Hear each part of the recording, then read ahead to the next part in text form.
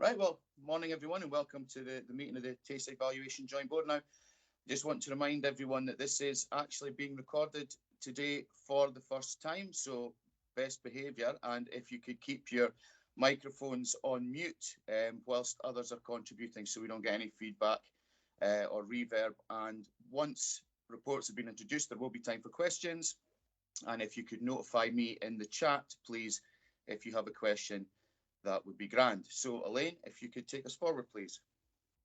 Thank you, Convener. I'll now take a roll call for the minute. Convener. Present. Bailey Roberts. Morning, I'm here. Thank you. Councillor Short. I'll mark Councillor Short as absent. Councillor Scullin. Morning, present. Thank you. Councillor Shears. Morning, present. I've received apologies for Bailey McPherson. Councillor Cowdy. Present. Councillor Durno. Present. Councillor Meehan. Present. Councillor Shepherd. Present. Councillor McCall. Present. I've received apologies for Bailey Williamson, and Councillor McPherson is attending as substitute. I'll mark as absent. Bailey Ahern. Present. Councillor Smith. Top of the morning. Present. Thank you. And Councillor Cuthbert. Present. And that concludes the roll call. That takes us to item 2, declarations of interest. Excuse me, Elaine, were you able to send the link to Councillor McPherson to the meeting, the invite? I did. Okay, thank you. I will send it again. Thank you. In 2 seconds. Thank you. And that concludes the roll call. Are there any declarations to the agenda as it stands? There being no declarations, that takes us to item 3, the minute of the meeting of the 19th of June. Can this be approved? Okay, thank you for that. Taking us forward, Elaine. Thank you. That takes us to item 4, Best Value Public Performance Report 2022-23. Okay, Roy, would you like to talk us through this, please? Yep. So the purpose of this report is to praise the Joint Board of performance levels achieved by the assessor and his staff during financial year 22-23, and to present the board's annual public performance report. So basically, the Joint Board is asked to approve the annual public performance report, note the information submitted by myself to the Scottish Government in connection with KPIs, and note the position concerning the customer satisfaction survey. If I could just take you briefly through each of these appendices. The first one is a performance report, which shows budget and staffing information, how quickly we made changes to the valuation role, how many valuation appeals we have outstanding, and also data on the council tax valuation list changes and elections and referenda. That's that appendix. And the next appendix is Appendix 2 is what is reported to the Scottish Government statistic-wise. Kind of mirrors what's on the previous appendix. And the next one, customer questionnaires, really just giving a report on feedback about customer satisfaction levels. Now, what I would note on that report at page 12 is, as in previous years, the satisfaction levels remain high, and the majority of comments are positive and reflect well on the staff. Turning to page 13, just to advise the board that whilst we have been purely paper on these returns in the past, we are now moving forward to a primarily online return, and the hope is that that will maximise return rates. Thank you. Thank you, Roy, and certainly, as you said there, the satisfaction of the staff, the work the staff do in these feedback is really welcome, and obviously if you could pass on our thanks for the work they do as well, I'm sure the board would like to do that. But does anyone have any other questions on this report? And I do not see any questions, so is this report agreed? Thank Agreed. you. Thank you, Elaine. Thank you, convener. Item 5, freedom of information and environmental information, and you're asked to note the content of the report. Okay, Roy, do you have any comments on this report for us? Yeah, so it's really just to update the board on FOI matters in the past year. And the main thing to really report on is on the second page, where we talk about the number of formal FOI requests that we've received. We received 2 last year, fairly straightforward, and they were answered within the statutory period.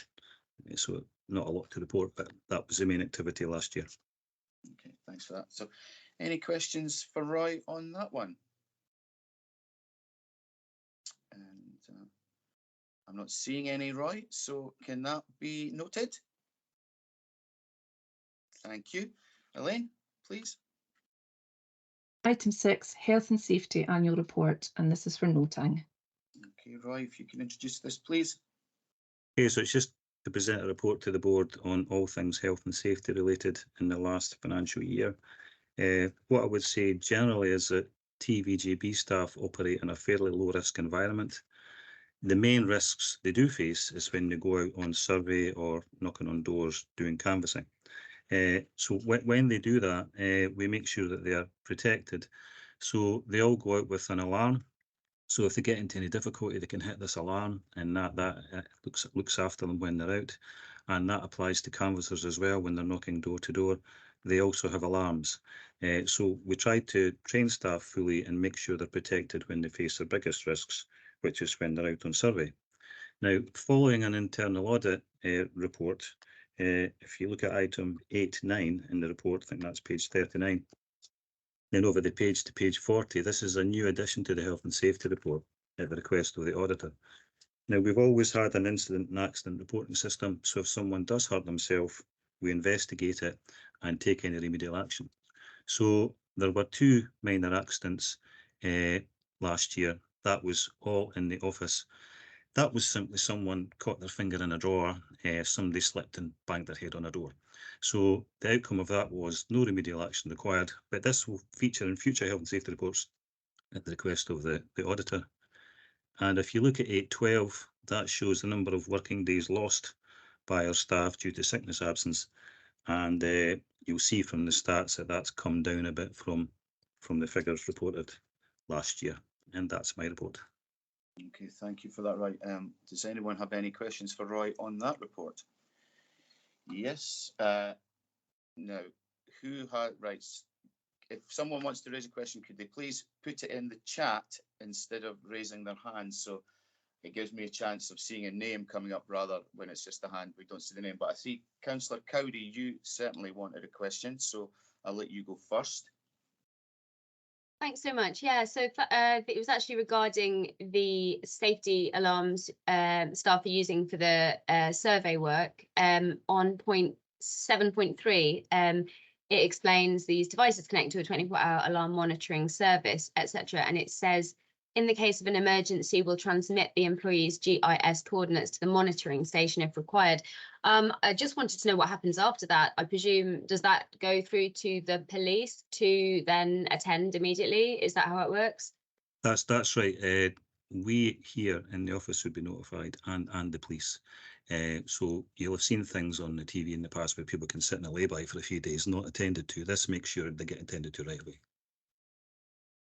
Thank you very much.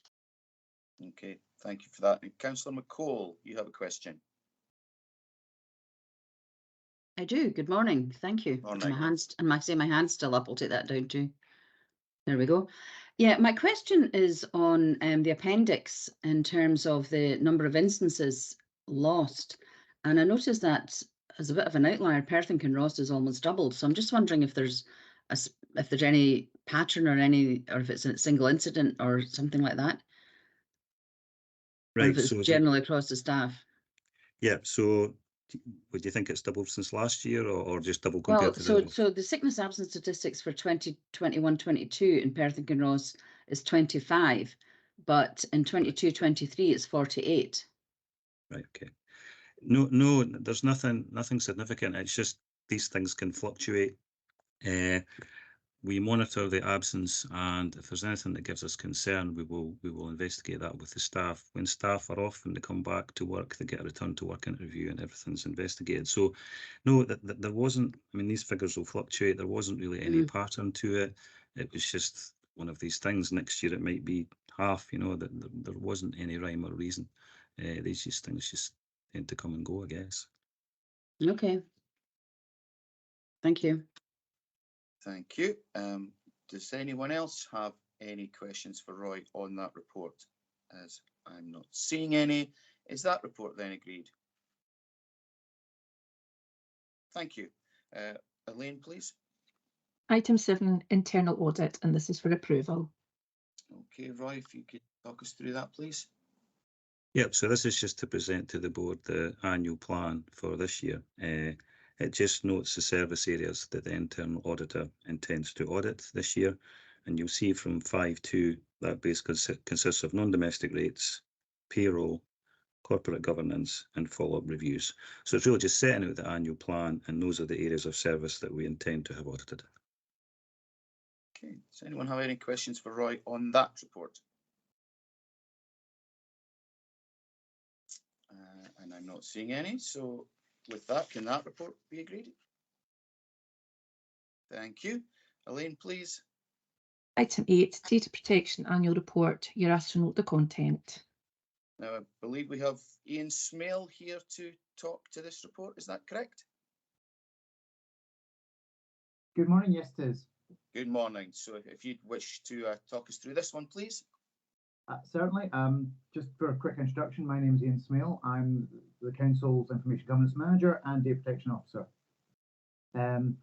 In drafting the report, I had been in attendance at the office prior to the pandemic, and obviously there has been an independent external consultant's report on data protection, which did note that there was some improvement possible in terms of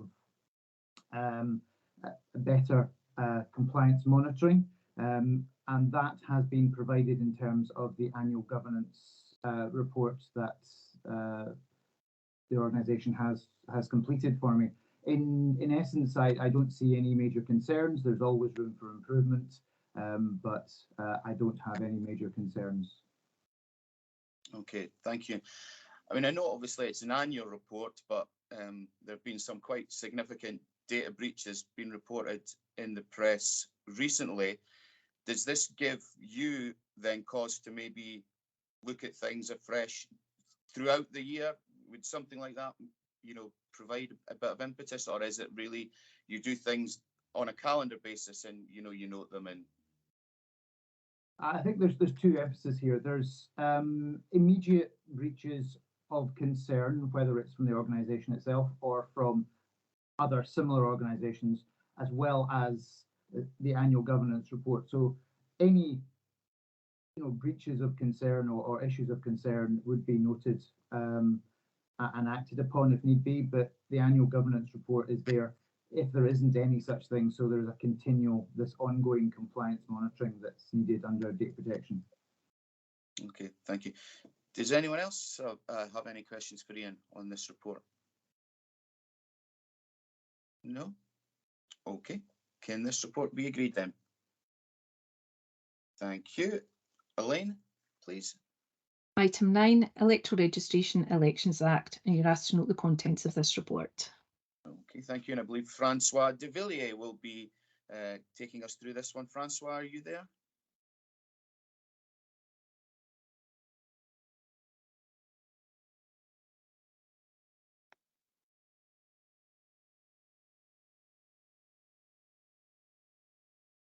Well, I'm checking my list to see if Francois is there. Not immediately. Good morning. Good Oh, morning, there Kevin. you go. I think, sorry, Right, Kevin Robert, speaking to yeah. the revenue monitoring. I didn't think he was speaking to the electoral registrations report. Oh, have If I I can maybe skipped just one? check with Roy. Sorry, my That's me. apologies. Yeah, sorry, my apologies. Thank you. I've skipped on ahead. So item 9, my apologies. Roy will be introducing that. Okay, so this report seeks to update the joint board on additional duties required to be carried out by the electoral registration officer following the introduction of the Elections Act 2022. Now, it's quite quite a full report this one, so if you don't mind, I'll take you through this because there are some significant changes that are worthy of note. So as previously reported to you, the Elections Act has brought in a requirement for voters now to show an approved form of ID at certain polls. In Scotland, that will come into force from 4th of May 2023. Now that's for UK parliamentary elections. But we have the Voter Authority Certificate Service, again, which I previously reported on. That went live on 16th January 23. And from that point, electors can apply for a VAC, a Voter Authority Certificate, where they don't have a suitable photo ID. So that's been in place since January. Now, there's not high levels of applications so far. You can see from the second paragraph of the report, really, so far we've received 66 applications in total, 34 for Angus area and 32 for Perth and Kinross. Not high numbers. We expect that to ramp up as we get closer to an election. Now, in advance of such an election, the Electoral Commission will roll out a public awareness campaign about that so that electors are aware. But meantime, we have been promoting it in advance of that. A leaflet was designed by the Electoral Commission, which we sent out with all our canvas communications. So that's to tens of thousands of electors. And that's really advising them about the need to apply for photo ID if they don't have it. So whilst the Electoral Commission hasn't got their campaign on the go yet, we have been advising people about this in advance. And that canvas has been a pretty comprehensive coverage of the area. Now, there are other changes due to come in. Now, on 6th of July, a statutory instrument was passed to implement further changes. So these are for postal and proxy voting. And it's also to introduce an online application service for these voting methods. Now, they're scheduled to come into effect in October this year. Now, I say scheduled, the legislation hasn't been passed which would allow that yet.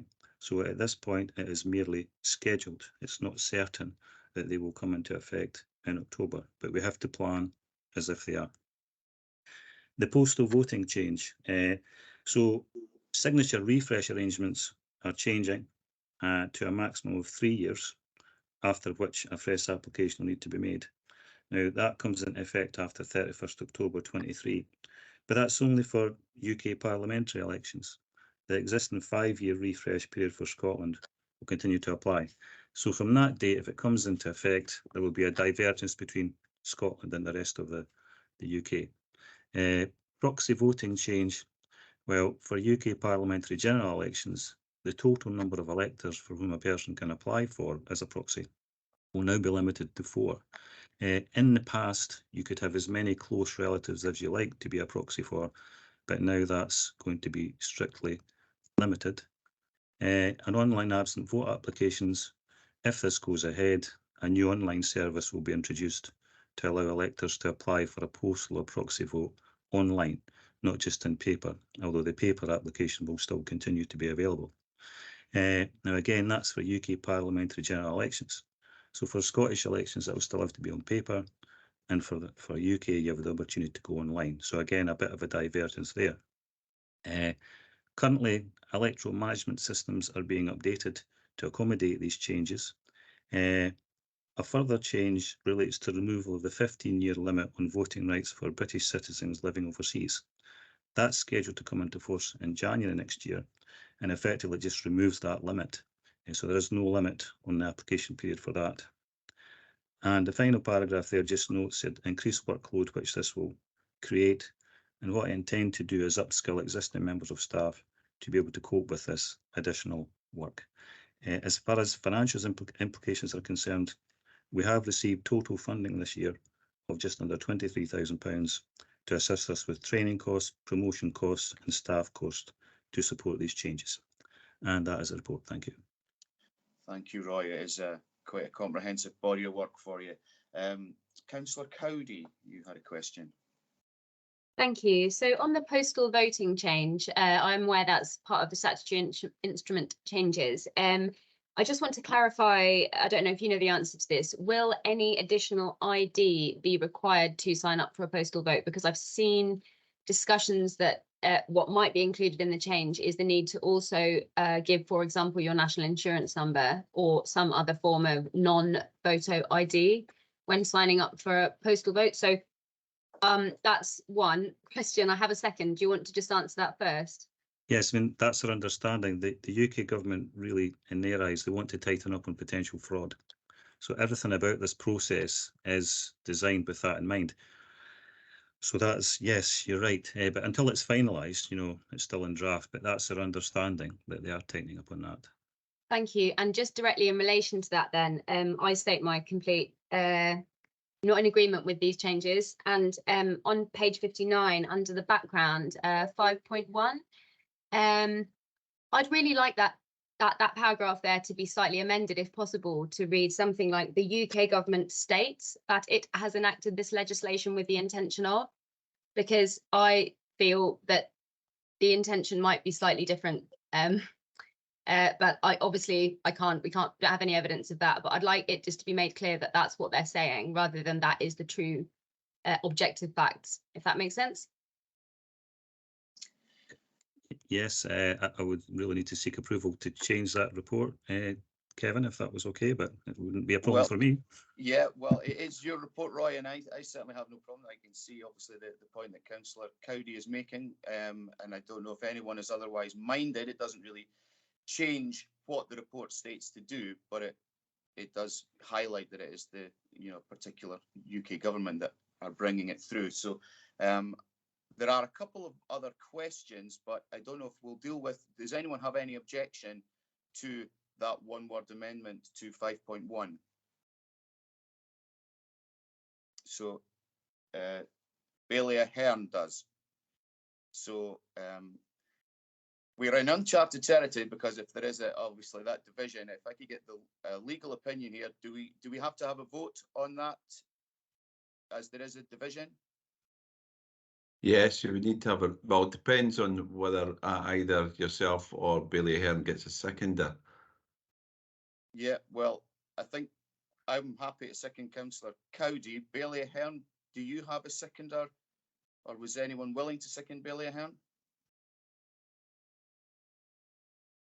I'm willing to second Bailey Ahern. Okay, so if that could be noted then, and Elaine, could you take us through a vote? Sorry, just for Yeah, clarity, I think, if I'm right, Councillor Cowdy was 2 words. The UK government has stated that it enacted, I think, so it's adding in the words of that it. Okay, so Councillor Cowdy is nodding in agreement. So we're going to go through a roll call vote to see whether we accept Councillor Cowdy's amendment to 5.1. So Elaine, are we using words motion and amendment for that, Kenny, or is it just agree, disagree? I think we'll use the words motion and amendment. I think it'll be Councillor Cowdy's motion and Councillor Ahern's amendment. Okay. So Elaine, are you okay to take us through a vote? Okay. Thank you, convener. So the motion is the amendment by Councillor Cowdy, seconded by yourself, the convener. And the amendment is It's not to agree the change. It's not, apologies, it's not to agree the change proposed by Bailey Ahern, and I'm really sorry I didn't catch the second now. It's Councillor Smith, Frank Smith. Councillor Smith, thank you, Councillor Smith. So I'll just start the vote. Convener. Motion. Bailey Roberts. The motion. Councillor Short. The motion. Councillor Scullin. Motion. Councillor Shears. Motion. Councillor Cowdy. Motion. Councillor Durno. Motion. Councillor Meehan. Motion. Councillor Shepherd. Motion. Councillor McCall. Motion. Councillor McPherson. Motion. Bailey Ahern. Amendment. Councillor Smith Amendment. and Councillor Cuthbert. Abstain. That is 11 for the motion and 2 for the amendment. So the motion is carried.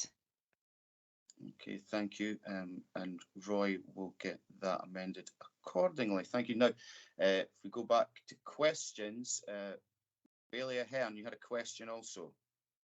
Yes, thank you. My question's on the voter authority certificate. And I just wonder how long the process takes from application to getting one. And you did state when you were moving the paper that obviously the numbers are going to ramp up closer to an election. And are we giving people enough time when we're advertising this? And will there be extra resources near the dates for elections to cope with the process? Yep, so the voter authority certificate application is online. It's really fast. The only thing that slows it down is if, for example, the photograph that is given is blurred or unclear, and then we have to go back to the person to ask them to resubmit. So that's really the main thing that can slow it down. The voter authority certificate's issued quite quickly also. It is true to say that close to an election, if an elector was to leave that to the very last minute, Bailey Roberts, I think your microphone is on. Sorry, Roy. Bailey Roberts, I think your microphone was still on there. If you want to go mute, apologies, Roy. It's fine. Close to an election, if someone leaves it to the real last minute, there won't be enough time. So we can issue these manually, locally, if required, because by the time it was posted out, it might be too late. So special arrangements come into effect closer to an election to try and cope with that. But the main thing is, as you're right to touch on, is the publicity, that as long as people are aware and made aware sufficiently in advance, hopefully people don't leave it last minute. So as I was saying, we canvass the entire area annually, and people are written to and sent emails to check that the people that live in their house are still there and eligible to register to vote. Now, every single one of those had an email communication advising about voter authority certificates or a leaflet inside. So we have widely published it so far, but the Electoral Commission will likely do a TV advert campaign, and there will likely also be adverts in the press. So we hope that publicity-wise, that is covered. And I think you had one final question. Would you mind telling me what the third one was? It's a third aspect to your question, possibly. No, I think you've answered it there. Is that it? Right, okay, Yeah, great. thank you. Okay, thank you for that. Councillor McCall, you had a question also. I have a couple of questions, if I may, convener. Yep. The first one really is, how far in advance of general election being called are we likely to see this more wider publicity campaign, and assume the press and TV? Do we have any idea? It's effectively in the hands of the Electoral Commission. I mean, what is uncertain at the moment is when the next election is actually going to be. But it's really in their hands. Now, we meet with them almost monthly, and I would have thought they would keep us updated on that. But obviously, as far in advance as possible. But it's out with their control, really. It would be down to them to do it. But I would think they would want to do it as soon as they possibly could. Give people as much notice, but I couldn't say exactly how far in advance that would be. It's just out of my control. No, I understand that, Roy. Thank you. I'm just a little bit concerned. Not that I expect one, but you never can tell of a snap general election, or even indeed a by-election. Not that I'm expecting one of those either. And what sort of time that would give people to actually be able to respond sufficiently. And that's for people who attend at polling places. What I'm equally concerned about are those who have additional support needs, or who, in fact, postal voters and proxy voters, less so proxy voters, but more so for postal voters, many of who, you know, for obvious reasons, are either in a care facility of some kind or another, and therefore being able to A, explain what's going on in sufficient time, and B, get the necessary arrangements in place for them. And similar for people with disabilities, although I know there's additional provision being made at polling places for people with disabilities, I think there is a real challenge for those with disabilities that already have, may have learning difficulties, or they may have sensory impairments. And in fact, I know that some voters with particular disabilities are exempt from providing a signature, for example, for their postal vote. So I'm just curious to get some understanding of what the differences are for every single scenario. I know that this report generally speaks about the majority of the population, but I think it's incumbent upon us as a committee here to ensure that all of our citizens' needs are understood, so that there isn't any type of perceived voter suppression. So I think that's really what my concern is. And what I'm really wondering is, ahead of the Electoral Commission, is there any possibility we can produce something locally that we could do some sort of social media campaign that might alert people to this coming? I know you said you sent stuff out and you sent information out in letters, and I did indeed receive the letter, and I did indeed see the leaflet, and then did absolutely nothing with it because it just feels like a distance away. So if I'm responding like that, then I'm sure others will be too. So I'm just a wee bit concerned that the effectiveness of issuing out those letters without something to support it in the background, even if it is a social media campaign, means that it's effectively not as effective as it could be. Sorry, that's a lot of questions in there, Roy. Yeah, I mean, what we found is that the majority of the population actually do have photo ID, for example. So when they get that leaflet, it really won't mean anything to them.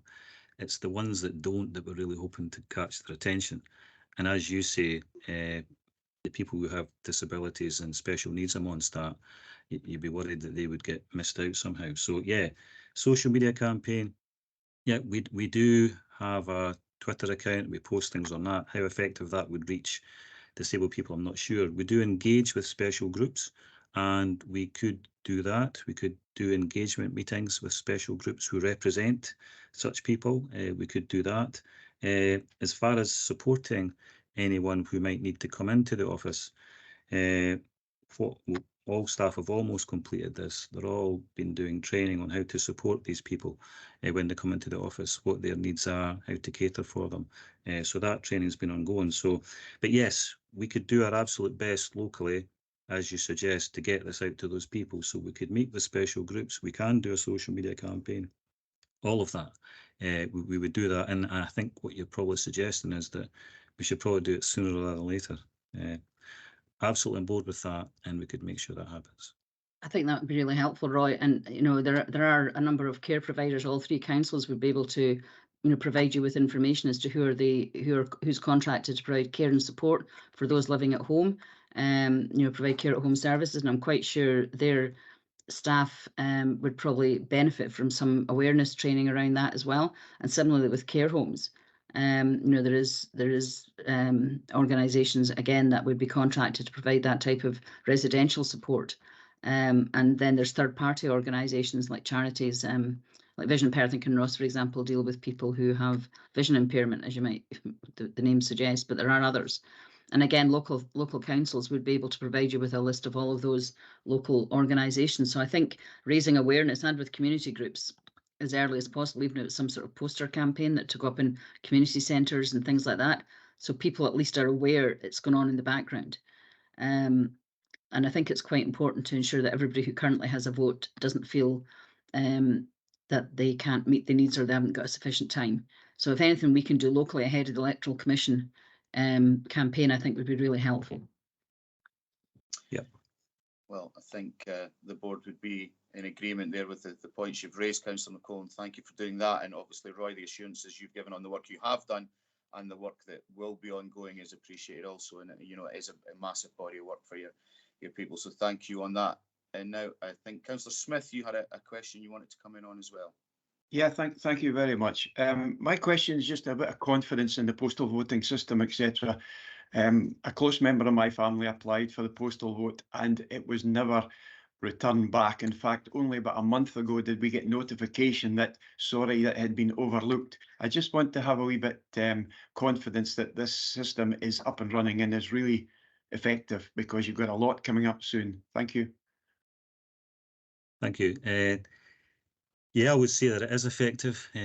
During COVID, for example, there could be the odd thing that wasn't delivered, or it was lost in the post or slowed down. Generally speaking, people are replied to very quickly. Without knowing the circumstances of that one, I couldn't really comment on the specifics as to what happened, but generally speaking, it is very quick. You might get the odd aberration where something goes wrong with the mail or something, but generally it's very fast, and we have confidence in it. But without knowing the circumstances of your particular case, it's hard for me to comment on what happened there. Yeah, maybe it's because it's a common name, Roy, called Smith, eh? Thank you. Popular rather than common. Thank you. Thank you for that. Councillor Shepherd, you had a question. Just wondered if a comment could be made for those watching on the scale we've had of voting fraud in our area, just either a percentage or the number of instances. I just thought that might be helpful if people are watching to give an idea of the scale of the issue. Thank you. Yeah. Roy, do you have figures on that to hand, or is that something you'd have to come back with? Yes, I don't have anything on that, and of course it would need to be the returning officer that was contacted, because certainly, you know, that could be an issue for them as well, and I don't know if they have any stats. So I would have to look into that one and see if there is any. It may be that there isn't, but I could certainly check that and come back. Yeah, if you do that, Roy, that would be appreciated, and get round the board members with any reply. That would be great. Thank you. Well, I don't see any further questions on that report, so can that be noted? Thank you. Okay, Elaine, please. Thank you, Convener. Item 10, revenue monitoring for 4 months to 31st of July 2023, and this is for noting. Okay, this is Francois de Villier's time to shine, so apologies if I flagged you earlier on, Francois. Are you so Convener, apologies, Francois can't be with us today, but I've nothing to add to the report, but if anyone's got any questions, myself or Matthew Ross will answer them. Okay, are there any questions on this report?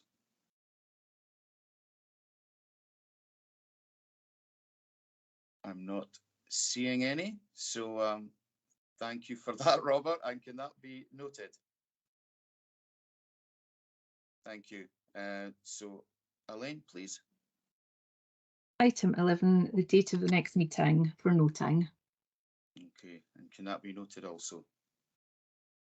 Thank you. And with that, that is the end of today's meeting. So thank you all for your time, your attendance and your contributions this morning, and I hope you enjoy the rest of your day.